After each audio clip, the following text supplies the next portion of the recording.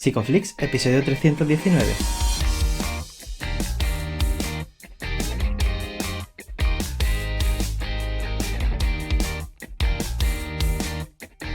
Bienvenidos a Psicoflix, un podcast para psicólogos y psicólogas, un podcast donde entre todos buscamos ser cada vez mejores profesionales de la psicología.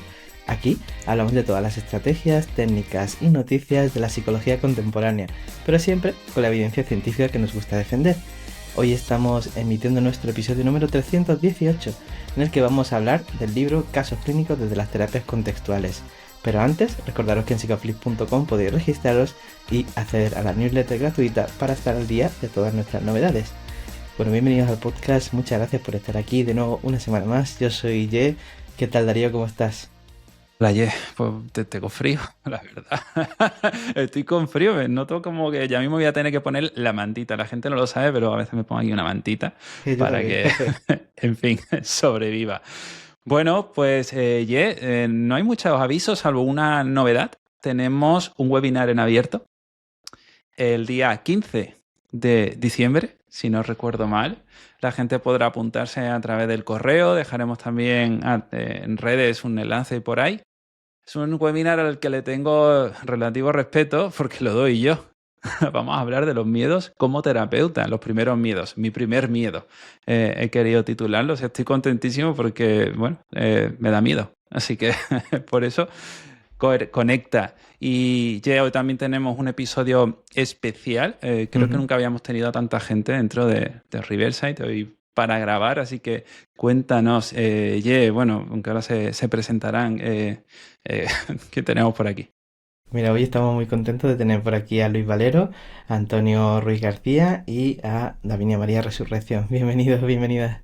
Bienvenido, bienvenida, ¿qué tal?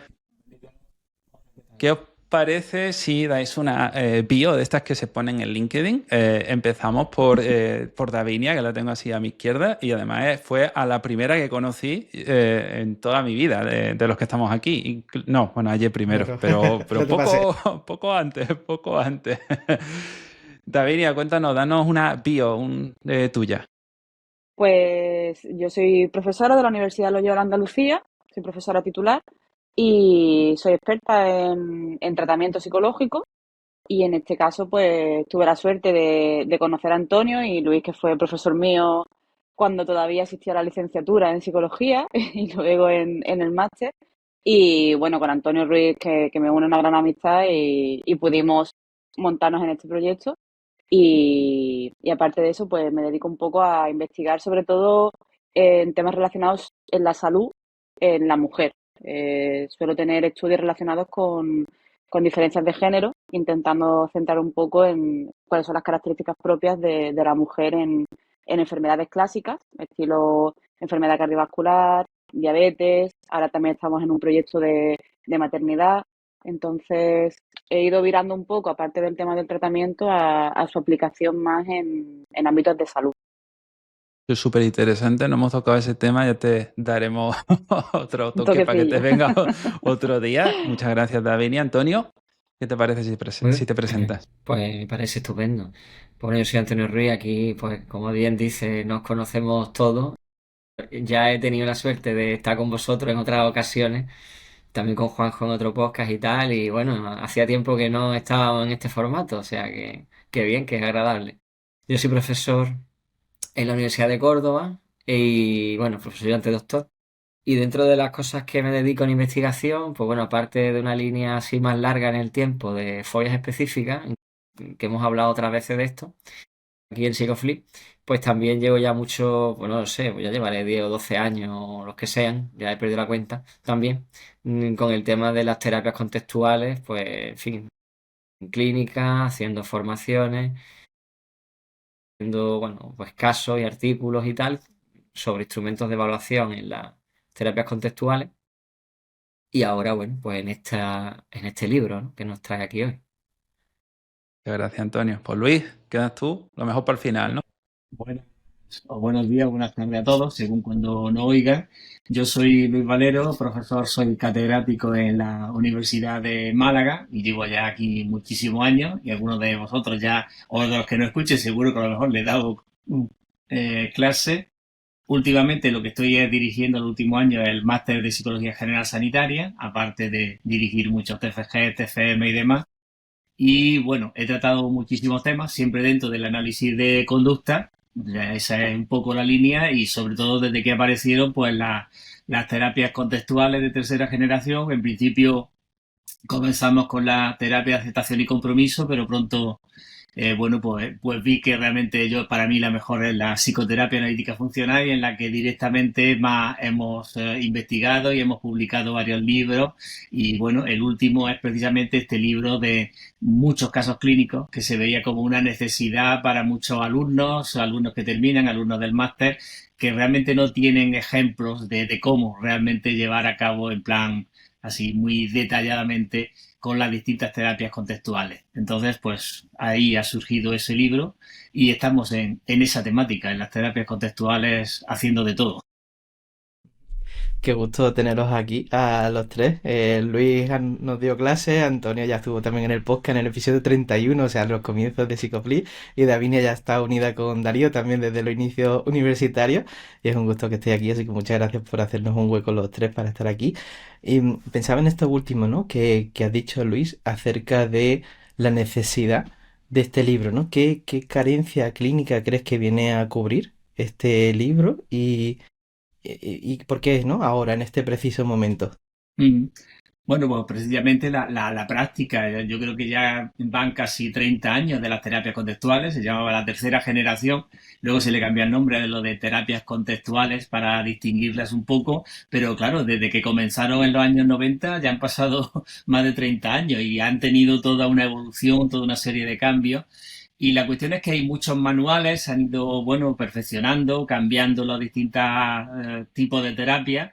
Hay manuales que se pueden aprender, se pueden ver, pero sin embargo luego en sí no aparecen. Los casos clínicos difícilmente aparecen en las revistas, no se publican cosas así de caso único y tal, porque no lo aceptan.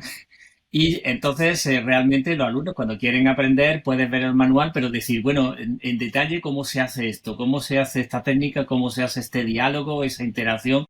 De manera que, bueno, pues consideramos que podía ser un buen elemento, un buen instrumento para aprender el mostrar en detalle. O sea, hay casos donde se va describiendo punto a punto y con diálogos, con ejemplos, todo en la evolución de los casos. Y ya no solo tener datos pre, post y ver la eficacia que tiene esa terapia en el caso individual, sino el hecho de detallar exactamente cómo se va haciendo paso a paso en cada una de las terapias, que tienen muchos puntos comunes, pero otros divergentes. Y de esa manera, pues en el libro aparecen, no sé si son como 20 casos diferentes, con lo cual hay un amplio rango de posibles problemas y posibles terapias que puedan ayudar a muchos, a las consultas que puedan estar leyendo, pues eso, muchísimos nuevos psicólogos. Siempre pienso que es difícil hacer un libro así porque hay que poner etiquetas diagnósticas que en las contextuales no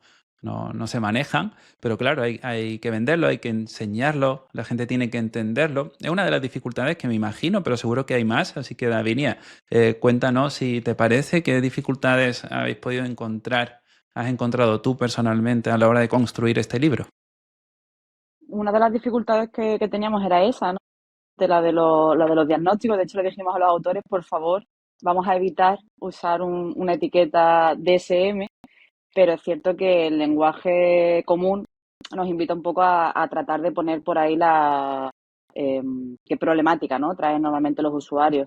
Entonces, pues, mover un poco la etiqueta diagnóstica más a sintomatología y que eso no se nos vaya mucho de palabras, ¿no? El intentar describir un caso clínico de una manera breve, pero con la información suficiente como para que el lector pueda entender y pueda tener un poco en mente, ¿no?, que era lo que estaba trabajando el profesional en ese momento, es una de las grandes dificultades de los libros de los casos clínicos. De hecho, yo me lo encuentro, ¿no?, también en las clases, cuando le intentas poner ejemplo a los alumnos y les das un folio y poco de la información, te dicen, pero es que a mí me faltan cosas.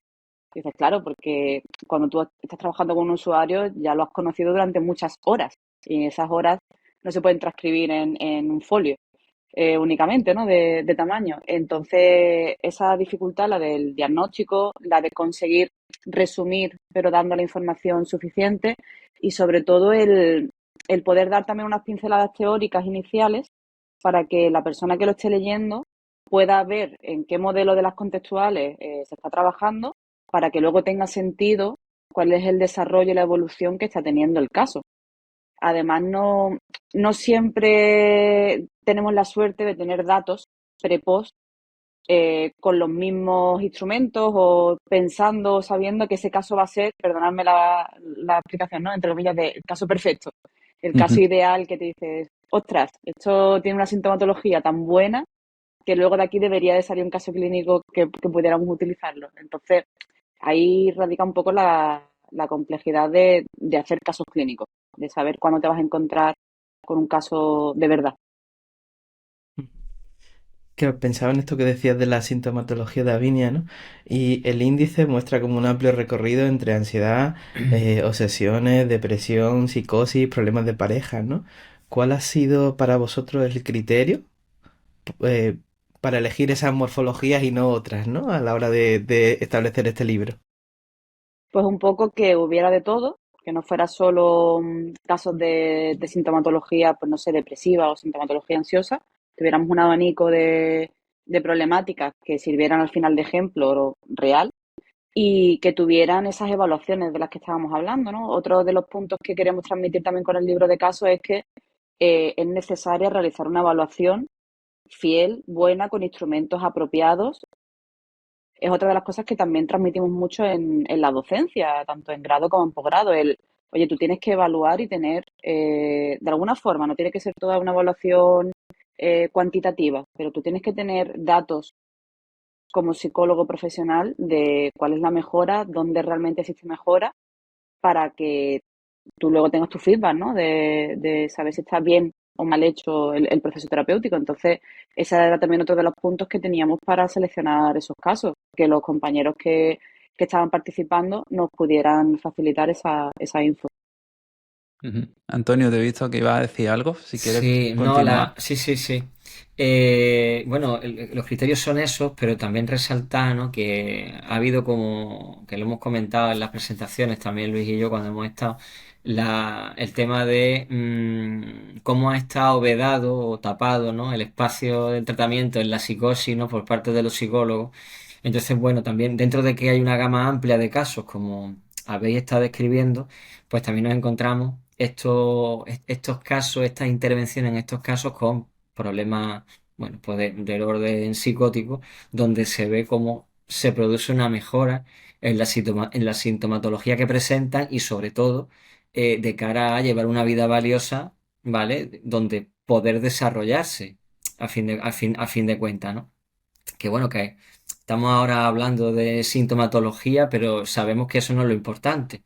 O sea, lo importante es cómo, pero es una manera de entendernos. De hecho, digamos profesionalmente, porque en una de las presentaciones nos decía un chico que aparecía alguna etiqueta en algún sitio, ¿no?, diagnóstica. Pero claro, es inevitable porque al final es una forma de comunicar aunque expliques otras cosas, ¿no? Pero lo que es resaltable, importante es cómo con esos problemas que pueden estar presentando pues bueno, las personas, en este caso del capítulo que sea, ¿no?, cómo con eso, con sus problemas, pues pueden tener vidas valiosas, pues más ajustadas o más plenas, que le hagan estar vinculados, ¿no?, a aquellas cosas que les importan y a aquellas cosas que le dan en definitiva pues ese sentido vital que muchas veces se pierde cuando se centra la gente precisamente en los problemas, en resolverlos, ¿no? Bueno, los problemas del control y todas estas cuestiones que ya sabemos, ¿no? Entonces, es valioso por eso. Entonces tenemos una serie de casos muy variados. Hemos tenido la suerte de que nos haya realizado el prólogo del libro Mavisai. La verdad es que ha sido fabuloso. Que bueno, para quien no lo sepa a esta altura, que yo creo que todo el mundo lo sabrá, prólogo, unas palabras pues muy amables resaltando precisamente la aplicabilidad, la utilidad e incluso, bueno, lo dice ella, no lo digo yo, pero bueno, la pericia a la hora de presentar, ¿no?, los casos que se encuentran, ¿no? Y la verdad que estamos satisfechos con el resultado final. Ha sido un tiempo de trabajo largo y se está viendo en el interés que está generando en alumnos, en profesionales, incluso en profesores universitarios, con los que, bueno, supongo que todos, pero yo particularmente con compañeros, estaban muy atentos a cuándo iba a salir el libro y que estaban pendientes, ¿no? De pedirlo, incluso, ¿no? Y comprarlo ellos para ellos mismos. Por lo cual, desde el punto de vista no sé, de la satisfacción, ¿no? Dice, bueno, pues ha hecho uno algo que es importante y la gente lo está valorando así. Está rellenando un hueco que no estaba cubierto quizás en este momento, como ha comentado bien Luis y Davinia, ¿no? Ujú. Luis, Sí, yo cuéntanos. quería comentar un poco lo que ha dicho Davinia. Si al principio no había ninguna restricción, precisamente lo contrario de lo que suele ser la revista. El hecho era fundamentalmente de tener un ejemplo de cada una de las terapias contextuales típicas, de forma que ahí a los autores se le ha dado vía libre de decir, bueno, pues pon 2 casos, le dábamos un esquema desarrollado para que más o menos estuvieran todos los capítulos similares, pero la cuestión fundamental es que sea dentro de esa terapia para que a lo largo de las sesiones se fueran explicando cómo se iba haciendo todo ese proceso y poder distinguir unas de otras, daba igual el tipo de categoría, ¿no? Luego, en otro sentido, que al final yo he sido casi, porque lo he revisado el libro, sino 4 veces, han sido pocas, realmente estoy como coautor en 5 de los 10 capítulos, porque al final, para darle una mínima estructura y a todo, pues al final he estado yo corrigiendo todo. Entonces, una cuestión ahí importante también para los que nos escuchan, no hay más remedio que utilizar categorías diagnósticas, es decir, si no, no nos vamos a entender con otros muchos profesionales, ¿no? O con la gente en general. Pero es muy diferente, y ahí si veis está muy delimitado, utilizar esas categorías siempre como adjetivo. Es decir, siempre va a aparecer problemas de psicosis, no psicótico, ¿sabes? O problemas de ansiedad, ¿eh? O características de trastorno de personalidad, pero no que la persona sea un telepe. Es decir, que se utiliza el vocabulario y está muy revisado de manera que sea entendible y se aplica pues esas categorías precisamente como adjetivo. Lo recomendaría siempre cuando los psicólogos o demás, si quieren ser un poco sistemáticos y hagan informes, utilizar esas categorías, no hay problema, sino esta persona presenta tal tipo de características o compatibles con un problema de ansiedad generalizada. Es decir, la persona tal tiene un problema de ansiedad generalizada. Es bien diferente. Entonces, en ese sentido está todo muy descrito, muy operacional en muchos de los casos, con esquemas, con ejemplos. Y una característica más del libro que no se ha dicho hasta ahora también es que con ese enfoque muy práctico aparecen también ahí 14 o 15 anexos de cuestionarios, es decir, de instrumentos que cuando vamos a evaluar y tener un cambio pre-post al menos de tipo cuantitativo, pues dentro de las terapias contextuales se han ideado y se han utilizado ya muchos cuestionarios específicos del propio reforzamiento, de la propia escala conductuales, sobre el problema del yo, etcétera, que han ido surgiendo en cada una de las terapias. Y entonces eso está muy disperso, e incluso como hemos trabajado en los temas, algunos de esos cuestionarios los hemos variado nosotros, en otros hemos pedido permiso a los autores que ya estaban en castellano. Entonces hay ahí una buena cantidad de instrumentos listos para utilizar, donde aparece cómo es el instrumento, cómo se corrige, qué puntuaciones son las estándares, etcétera, de manera que no tienes que ir buscando pues por las distintas revistas o algún libro, etcétera, donde encontrar. Y ahora, ¿cómo evalúo ese problema del yo? ¿Cómo evalúo los reforzadores del individuo? ¿Cómo evalúo la terapia de pareja? Y ya hay ahí bastantes ejemplos de cómo hacerlo, con lo cual es un añadido más que los libros no suelen tener. Como digo, muchos libros de terapia que a veces son eso, muy conceptuales, son manuales, pero el andar ya y poner los pies en tierra y decir cómo lo hago exactamente, cómo lo mido, qué hago, pues a lo mejor es lo que viene a llenar este libro. Mm. Es muy ilustrativo y estoy seguro de que a mucha gente le va a ayudar. Pienso en el exafle existencial de Juanjo que está por ahí. Algún día se vendrá a hablar de eso completamente. Pero justo también pensando en Juanjo, pensaba en las dificultades que tienen los autores a la hora de documentar un caso clínico y también coordinarse con vosotros. Y esta pregunta que va dirigida a Davinia me parece muy importantísima porque estoy seguro de que hay mucha gente por ahí que a lo mejor le gustaría poder trabajar en un libro así. No todos los casos se documentan como para publicarlos. Yo pienso en mis casos y no están documentados para eso. Pienso en mis casos documentados para mí, para hacer bien mi trabajo. Y si alguien me pidiera, vamos a documentarlo, sería muy difícil. Entonces entiendo que puede haber personas que ya estén documentando sus casos porque van a Ujú. publicar. Así que, Davinia, cuéntanos un poco cómo es todo ese proceso. Hombre, yo creo que el primer punto y el más importante siempre es la parte ética. Nuestro usuario en la clínica tiene que saber que existe la posibilidad de poder utilizar su caso como un caso que se pueda publicar. Entonces, cuando nosotros hagamos ese consentimiento informado inicial en el proceso terapéutico, que podamos añadir esa cláusula quizás de si el caso se puede utilizar dentro de, pues, de un congreso o en este caso pues para ilustrarlo en una publicación, bien sea en una revista o en un libro. Si nuestro usuario acepta, luego pues mantener toda la parte ética, ¿no? De confidencialidad, anonimización, perdón, de los datos para que esa persona no pueda identificarse ni nadie que lo conozca. Y una vez que estamos en ese proceso, ya hemos aceptado con nuestro usuario esa posible participación, esa posible explicación de su caso, luego lo que tenemos que pensar es cómo le podría contar yo este caso si estuviera haciendo una sesión clínica a otro compañero. O sea, en la narrativa en muchas ocasiones no necesitamos anotar toda la información, sino si yo estuviera en una discusión de casos clínicos, ¿cómo le contaría yo a otro compañero psicólogo de profesión qué es lo que me está sucediendo y cuáles son los siguientes pasos que yo voy a tomar? Si yo luego quiero hacer ese proceso de publicación, ya es la redacción, es decir, escoger, como estaba diciendo Luis, esa sintomatología, cómo conozco esa sintomatología.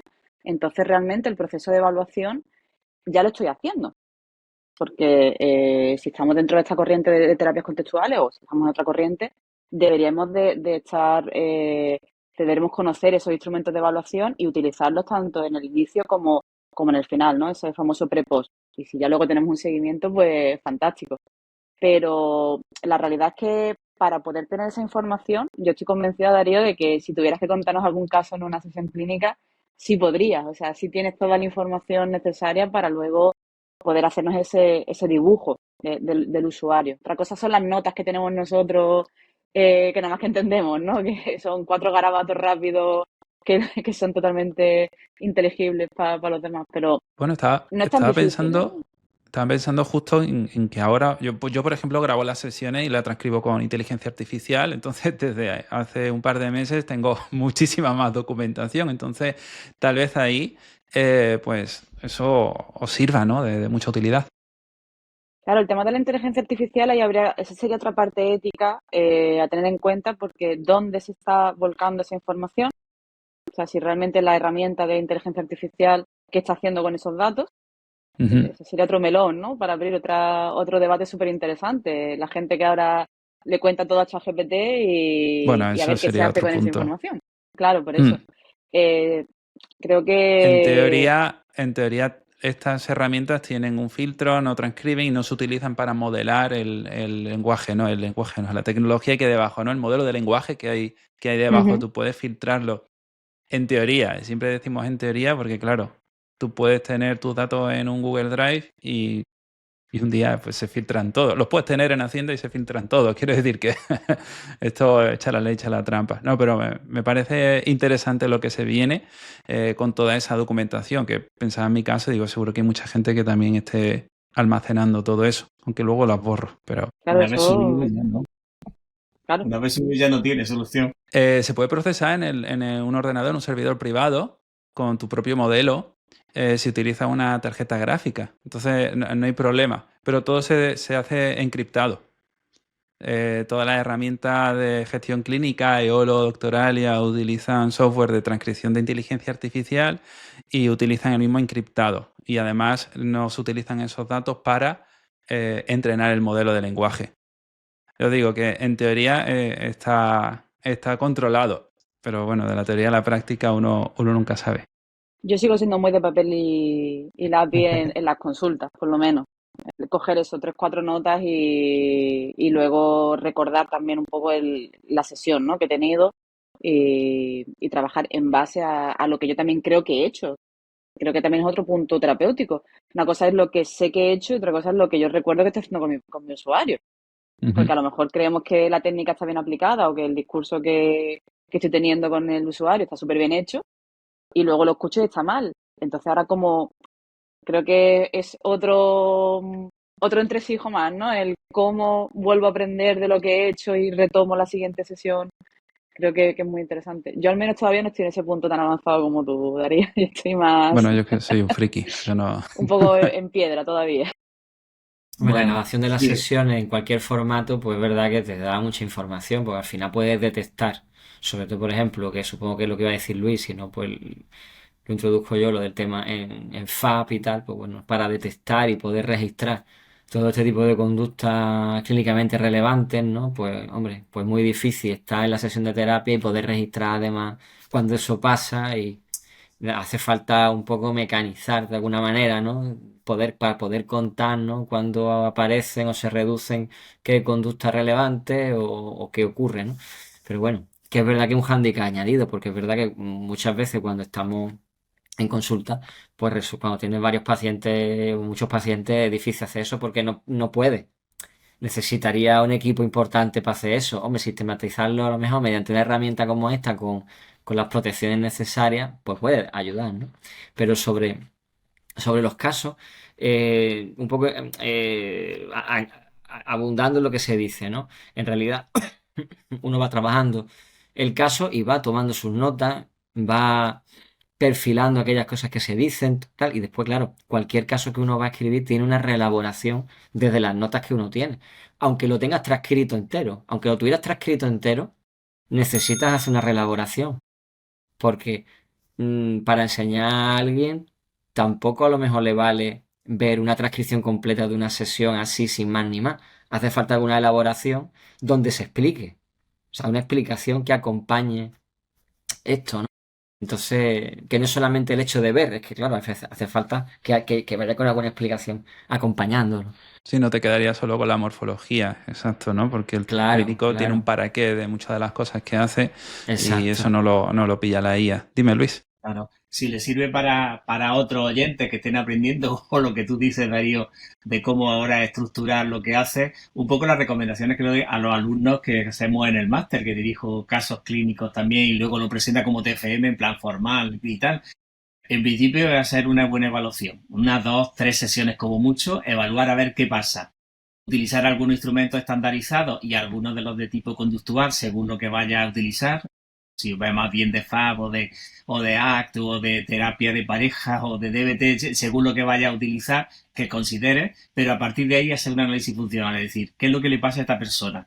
Es decir, hacer un análisis del caso. ¿Cuáles son las variables fundamentales? O sea, que si ves que es una cuestión de evitación experiencial muy clara o es una cuestión más bien de problema de intimidad, pues a lo mejor te va más bien FAB que ACT. O ves que fundamentalmente hay ahí una serie de pensamientos encadenados, continuos, o a lo mejor DBT te puede ir muy bien. Es decir, yo para mí no todo sirve para todo.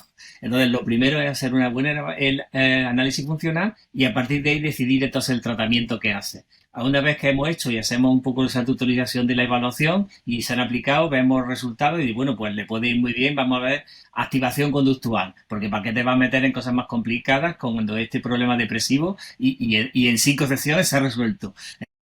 Comienza el tratamiento y lo que siempre recomiendo es hacer un resumen de cada sesión, siempre. Es decir, se puede grabar y efectivamente, si luego podemos sacar análisis, hacer un resumen de cada sesión y aplicar algún tipo de cuestionario típico, por ejemplo, por de instantánea vital, algún tipo de valoración que te permita día a día, sesión por sesión, ir teniendo los datos de cómo va evolucionando. De manera que no las cosas no dependan también de tu opinión. Uy, qué bien ha salido esta sesión, ¿no? No, es muy bien. Y entonces, y a lo mejor te estás equivocando. Sino que tengas datos en la mano, sesión por sesión, cómo va evolucionando. Y cuando veas que ya va y va cambiando la cosa y tal, volver a hacer de nuevo la evaluación. Entonces, cuando tienes todo eso, el alumno ya se mete, se coge, como tiene todos los resúmenes de todas las sesiones, y ahora vamos a estructurarlo. Claro, si tiene 20 sesiones, no va a describir las 20 sesiones. Vamos a intentar agrupar, entonces esa postproducción que dice Antonio, vamos a intentar agrupar a lo mejor la primera fase de evaluación. Ahora la primera fase donde vamos a tratar tales conductas por activación. ahora una tercera fase donde vamos a tratar, por ejemplo, pues pensamientos rumiatorios, cuestiones emocionales. Y una última fase, tercera, donde vamos a tratar en la sesión 8 a la 14, pues, por ejemplo, ya más de generalización a la vida cotidiana y planes de acción, etcétera. Y entonces, de esa manera se describe luego en un TFM, por ejemplo, que es lo más parecido a los casos clínicos publicados, pues cómo ha ido evolucionando todo con los datos post que se hacen. En algunos casos nos da tiempo a hacer incluso un seguimiento, a lo mejor a los 3 o los 6 meses, que estaría perfecto mejor para tener más seguridad, ¿no? Y ese sería un poco el formato, ¿no? Entonces, es hacer resumen de cada sesión y luego ya un poco estructurarlo todo. Hay bastantes publicaciones que te dicen exactamente cuáles son los apartados de los casos y tal. Un poco también lo que hicimos aquí para homogeneizar los capítulos y que si no cada uno escribe de su padre y de su madre y ya no es solo el estilo, sino el propio formato. Entonces le dimos a los autores una serie de formatos de cuáles son los apartados que tratar y de manera que más o menos todos los capítulos se parecieran. Y además, eso, 2 casos de cada tipo de terapia, no solo para que hubiera más variabilidad, no un solo caso ejemplificar, sino 2 casos y que se viera posibilidades, ¿no? De manera que hay, yo qué sé, en cualquier tipo de caso, desde pareja, en la terapia de pareja hay uno que es de porque se meten mucho los suegros y en otro porque hay una infidelidad. O sea, ver variedad, ¿eh? De manera que ese es un poco el propósito, de que haya mucha variedad de casos y que sirvan a los alumnos. Bueno, y profesionales, claro, que quieran meterse en estos temas. Yo, si me Cuéntanos. permitís, creo que es una cosa que hemos echado mucho en falta, todos desde que empezábamos a estudiar y ahora que nos estamos dedicando a la profesión, y es como esa desvinculación que existe en el imaginario de la gente de una cosa es investigar y otra cosa es la práctica clínica. Y la realidad es que estos casos clínicos son investigación y la investigación tiene que revertir en un caso clínico, ¿no? En una aplicación clínica. Entonces, eh, esta idea de que no tenemos que hacer las cosas bien, ¿no? O de que mientras que el usuario salga bien o se dé el alta, pues ya está, debería de eliminarse también un poco, ¿no? Que cuando estemos en la consulta, primero nosotros estemos actualizados, pero ¿cómo nos actualizamos también? Pues gracias a este tipo de casos clínicos. Entonces, el uso de este manual también para profesionales, como decía Luis, ¿no? De tener instrumentos que se puedan utilizar, que ya están validados, que en ocasiones sabemos que el usuario está mejorando, pero no tenemos un instrumento porque lo desconocíamos. O lo conocemos porque al final tiramos de nuestra red de compañeros de profesión y le preguntamos, ¿y tienes un cuestionario de calidad de vida? ¿Tienes un cuestionario de satisfacción vital? Es importante tener un sitio al que poder acudir, que está bien hecho en el sentido de que está validado, que está revisado por más de 2 pares, ¿no? En este caso, como decía Luis, él ha revisado algunos de los capítulos como coautor, pero además todos hemos revisado todos los capítulos y hemos revisado luego el manual en sí. El tener eso y poder transmitir también, tanto a los alumnos como a los profesionales, que la práctica clínica necesita de esto y que publicar casos clínicos es súper complicado. Y no debería de ser así, ¿no? Nosotros no estamos poniendo palos en nuestra propia rueda de no querer publicar casos clínicos porque consideramos que no son relevantes para el avance científico. Y es, permitidme, ¿no? Es absurdo. O sea, es que un caso clínico bien hecho, en este sentido, ¿no? Bien explicado, bien aplicado con sus instrumentos, salga o no salga. Tenemos algunos casos que aparecen en el manual en el que los usuarios abandonan o que no hemos podido realizar la evaluación post en el momento en el que nosotros o los autores han considerado oportuno. Es que esa es la realidad clínica. Y eso también se tiene que transmitir. O sea, ¿qué hago cuando se me va un usuario en una sesión 18 o 20 y no me ha dado tiempo a cumplir, ¿no? El proceso? ¿Cómo lo explico yo también? Creo que es muy importante y la publicación de este tipo de material para el avance de la psicología, para el avance de las terapias contextuales, es súper importante el poder reflejarlo. Hay un punto que no ha salido y que también es muy relevante, es que estamos acostumbrados, ¿no? O pensamos, ¿no? Pues ACT, activación conductual, DBT, no sé cuánto. Pero en el libro se han recogido también, en varios capítulos, la mezcla de las terapias. Entonces, claro, que no hay casos publicados por ahí como para ver cómo ver esa mezcla de terapias, ¿no? Con evaluaciones como estamos diciendo, ¿no? Entonces, claro, tenemos por un lado ese de mezclas, ¿no? También tenemos el FACT, ¿no? Que está por ahí, que está más protocolizado. pues sobre todo el valor, ¿no? Aparte de todas las terapias, digamos, singulares, donde se va trabajando con cada terapia, ¿no? Según, pues, si es pareja, si son temas relacionados con personalidad, la DBT, si son problemas relacionados con la depresión, la activación conductual, bueno, en fin, etcétera, etcétera. Pero claro, obviamente que nos ciñamos más a una de las terapias, pero hay veces que es imposible, es que dentro del propio trabajo, pues es muy difícil no estar haciendo ACT y estar pendiente de algunas conductas clínicamente relevantes y moldearlas o hacer lo que sea con ellas, ¿no? Porque están apareciendo, entonces que no las obviamos, aparecen y están ahí, ¿no? Entonces, bueno, que también es un punto valioso, ¿no? Que no lo hemos resaltado todavía y que creo que es para tener en cuenta.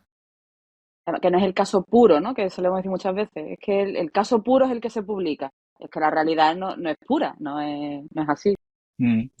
Hay otro aspecto también importante en el libro que todavía no hemos mencionado, y es que hay varios capítulos de la aplicación de las terapias conductuales en grupo, que es fundamental. Es decir, porque la gente que trabaja muchas veces en la seguridad social o en otro tipo de actividades más comunitarias, en grupos, etcétera, y dice, bueno, ¿y esto cómo lo aplico yo en grupo? Esto está muy bien hablando con una persona y poniéndole metáforas y todos los ejercicios, pero dice, ¿y ahora cómo lo hago con 10 personas al tiempo? ¿Y cómo lo hago a lo mejor con personas que están en recuperación, en psicosis y demás? Y entonces hay varios capítulos precisamente muy interesantes de cómo se llega a aplicar y cómo se puede estar haciendo, ¿no? De manera que realmente es una gran herramienta para maximizar el trabajo de los psicólogos. Es decir, hay que considerar que en las situaciones públicas estar haciendo una terapia vis a vis, uno a uno, eso es un coste elevadísimo y no tiene mucho sentido. En cambio, los que están trabajando y si quieren hacerlo en grupo en esas situaciones, realmente tienen herramientas con, bueno, con este tipo de ejemplos y con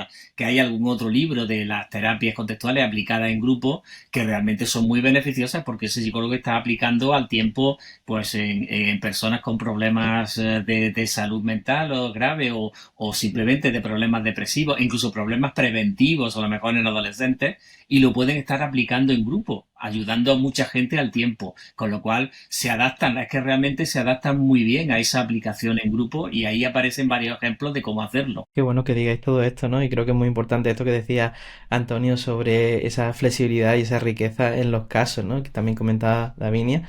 Y nosotros como terapeutas, ¿no? Cuando uno empieza a ejercer, eh, la terapia genera mucha incertidumbre y como terapeutas tendemos a pegarnos muchas reglas, ¿no? Y me gusta mucho que el libro no sea solamente pues una plantilla, sino una brújula para empezar a ejercer, ¿no? Y pensaba en qué cambios esperáis que tengan los lectores en su sensibilidad o en su forma de intervenir tras leer el libro, ¿no? ¿Qué desearíais que ocurriera tras la lectura? Yo fundamentalmente que le anime a aplicar esas terapias y que eso le lleve a los manuales y a enterarse bien y le lleve al análisis funcional. Es decir, que sea un aperitivo de decir, uy, qué bien está, qué caso más bonito, bien, pues tengo uno parecido. Y de ahí se líe y empiece a absorber todos los manuales, que afortunadamente están traducidos al castellano de casi todas, o sea que realmente no podemos decir, uy, es que se desconocen, y en España realmente hay mucho desconocimiento en muchos sitios y la gente no conoce. Hace algunos años hicieron una encuesta también sobre los psicólogos, a partir del COP también, de qué conocían de las terapias contextuales, y es que si es un 5%, la mayoría de los psicólogos no conocen y llevan 30 años estas terapias. Es decir, conocen a lo mejor algo de ACT y muchos ya han metido el mindfulness y tal porque está más de moda, pero no saben de qué sentido ni para qué puede servir el mindfulness ni qué sentido tiene dentro de la terapia, ¿no? E incluso hay gente, o sea, hay psiquiatras, yo ya he visto algunos reportajes entrevistando a psiquiatras y tal, que te están diciendo que lo mejor es la aceptación, la contemplación y no hacerle caso a tus pensamientos, y no mencionan a ACT por ningún lado. Yo cuando he visto algunos de estos, digo, pero bueno, ¿cómo se atreven? Y te dicen todo eso como si fueran terapias psiquiátricas que ellos lo están sacando y tal como novedad, lo que hay que hacer, que no hay que luchar contra los pensamientos, contra las emociones, que hay que... Digo, pero si esto es crear, pero no la mencionan, ni dicen de dónde han sacado toda esa idea, ¿no? Entonces se están apropiando de cosas que son más famosas, más conocidas, pero realmente los psicólogos no los damos a conocer o no se conocen entre los psicólogos. Sí, Bueno, se pues yo apropian en forma. perdón. Sí, Como se apropian. expectativa, aparte de eso que comenta Luis, hombre, sobre todo, no que sea mm, no como un libro de recetas, porque eso no es posible, pero sí que te dé una orientación sobre cómo abordar y que te dé buenas ideas.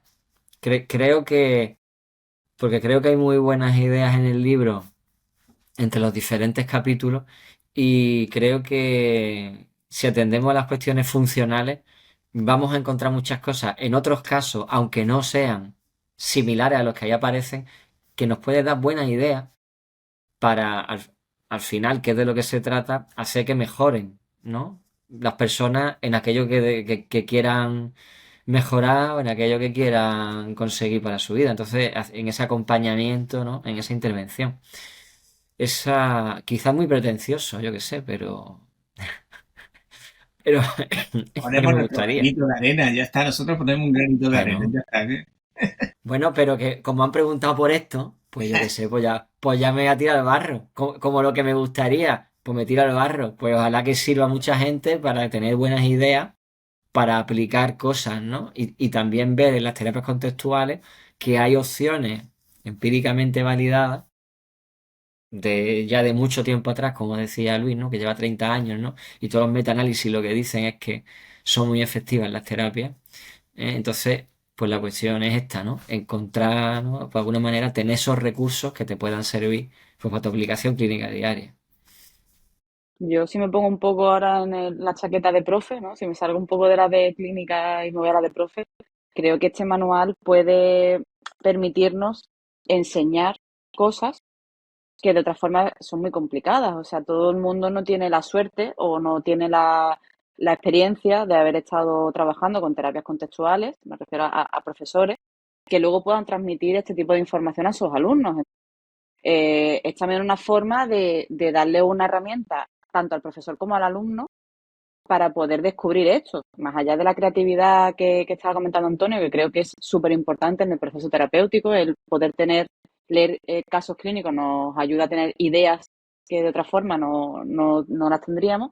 A nivel de enseñanza, tener un manual de casos clínicos es lo que todos queremos. O sea, es, por favor, vamos a poder leer, vamos a trabajar este caso todos juntos, porque tenemos la suerte de que unos compañeros lo han redactado bien, nos están explicando, e incluso puedes pararte, ¿no? Puedes enseñarles solo la evaluación y preguntarle a los alumnos, oye, ¿vosotros qué haríais?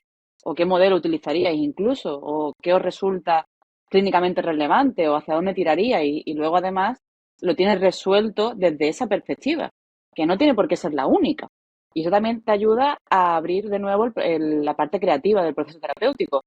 ¿Y esto cómo lo harías desde otra? ¿Cómo harías esto desde A, que en el libro está resuelto desde DBT? Por lo que sea, ¿no? Y generas ahí también una actividad que es buenísima a nivel docente. Entonces, creo que este libro puede ayudar a muchos compañeros a abrir un poco, ¿no? A iluminar esa bombilla que en ocasiones nos resulta difícil y poder transmitir tanta información.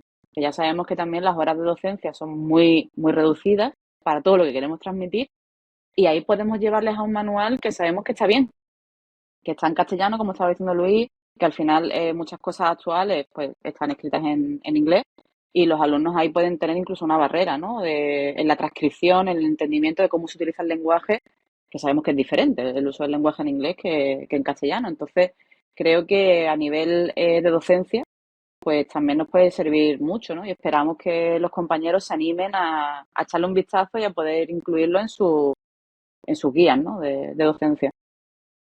Y para los propios terapeutas, porque no se encuentran estas cosas y te encuentras algo en inglés y, en fin, como a No ver, pero es que hay que sé. ponerse en situación. La gente tiene, o sea, va con sus casos, con su historia, y a lo mejor no se puede parar a intentar, porque, en fin, a no ser que haya gente muy valiosa leyendo en inglés, pues el común de los mortales, pues que están en la consulta, pues, en fin, hay que ponérselo fácil.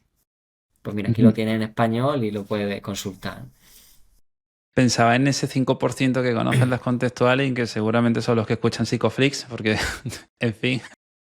Y también pienso en los que no las conocen. ¿Este libro sería un buen libro para empezar en las contextuales? Si es que sí, luego os voy a preguntar por el siguiente libro que recomendaríais cada uno para pues, seguir profundizando. ¿Qué Hombre, piensas, para Luis? comenzar, sí, yo creo que para comenzar eso, un alumno que esté en cuarto, o sobre todo que esté haciendo el máster sanitario y demás, que es un poco a donde está enfocado la gente que ya está practicando, pero todavía no sabe cómo llevar muy bien los casos, pues realmente es un inicio en ese sentido y sobre todo, despertar un poco la curiosidad con cada caso. Es decir, no es lo mismo coger un manual que puede estar muy bien escrito, y de hecho muchos están muy bien escritos, y leerte un poco cómo es, a leerte un caso donde viene un poco, pues, quiere decir, como, aunque no sea, pero una novela de misterio, ¿no? Donde te van contando, con lo cual la lectura es muy animada, o sea, es verdad, no es como un libro de texto más normal, que no, teniendo en cuenta que los alumnos últimamente no leen más allá de 5 páginas y además lo leen todo transversal. No le puede enviar un artículo entero de 20 páginas porque no se lo leen.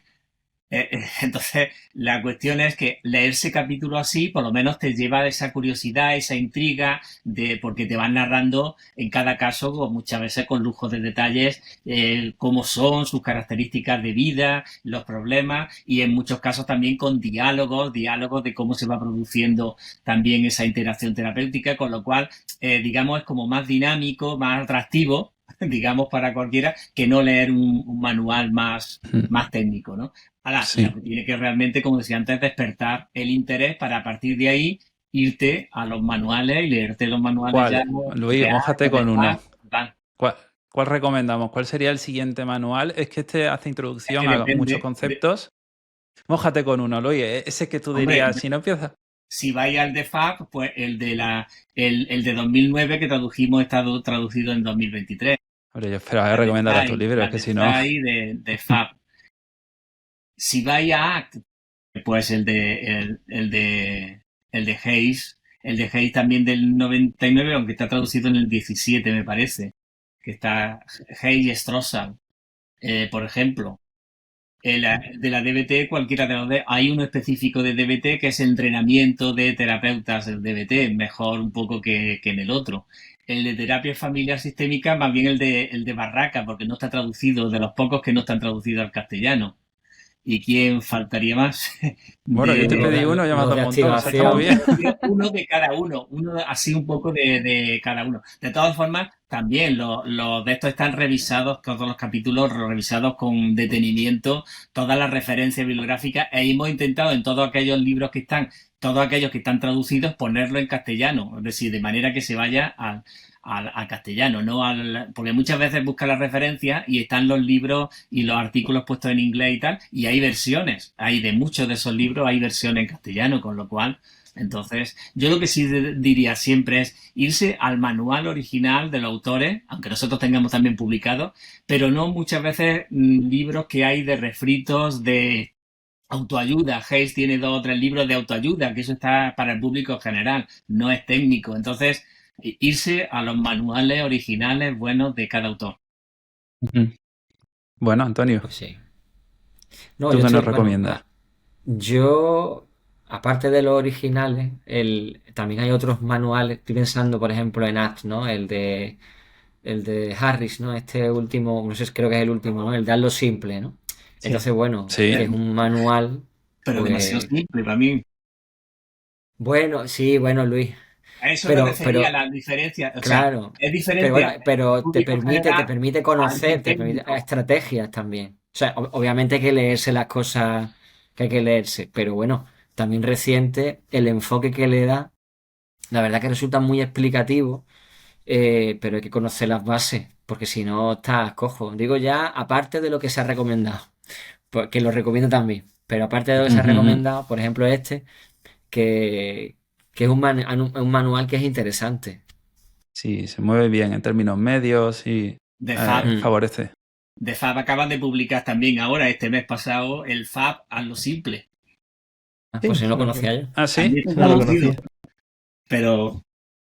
bueno, no conocía, tendremos que hablar de eso. Sí, acaban de publicarlo también en ABA, creo que ha sido, ABA España. Pero que yo diría iros primero al manual primero del 91 o luego el del 2009, son los dos buenos. Entonces, a eso me refiero. O sea, para darlo a conocer o tal, vale, pero para un profesional que quiera formarse y quiera saberlo bien, irse a los buenos originales. David, Sí, sí, ¿alguno que estamos de tú acuerdo. también quieras recomendar?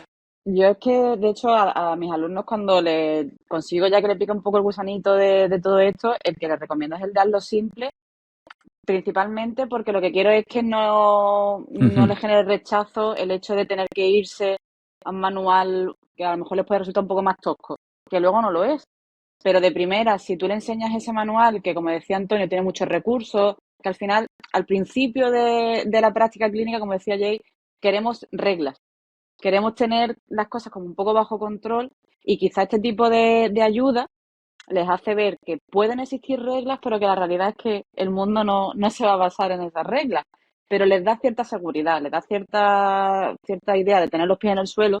Entonces yo les recomiendo el de hazlo simple. Cuando ya vamos viendo que les gusta, ya ahí vamos a esa parte más de la parte de la formación de máster o incluso ya de postdoc, que ya si nos vamos, como decía Luis, a los manuales originales, que al final el autor siempre es el que mejor te puede transmitir lo que quiere.